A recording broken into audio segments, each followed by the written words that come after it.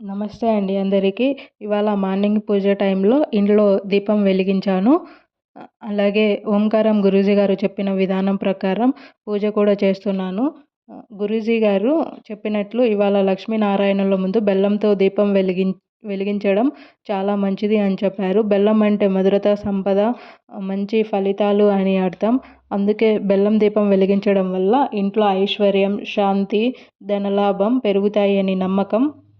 నేను కూడా భక్తితో లక్ష్మీనారాయణులకి బెల్లం దీపం వెలిగించి మనస్ఫూర్తిగా కోరుకున్నాను. ఈ పూజ వల్ల ఇంట్లో ఉన్న కష్టాలు దూరం అయ్యి అందరికీ మంచి జరగాలని ప్రార్థించాను. మీరు కూడా ఈరోజు ఈవినింగ్ లోపు లక్ష్మీనారాయణుల ముందు బెల్లంతో దీపం వెలిగించి చూడండి.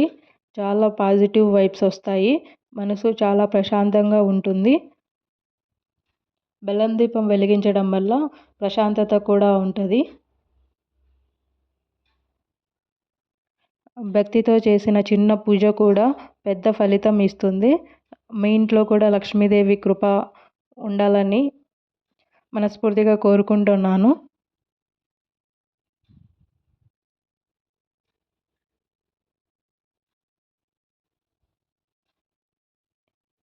ఇలాంటి మంచి మంచి వీడియోస్ కోసం నా ఛానల్ను సబ్స్క్రైబ్ చేయండి. వీడియోని లైక్ చేయండి. మీ ఫ్యామిలీ అండ్ ఫ్రెండ్స్తో షేర్ చేయండి.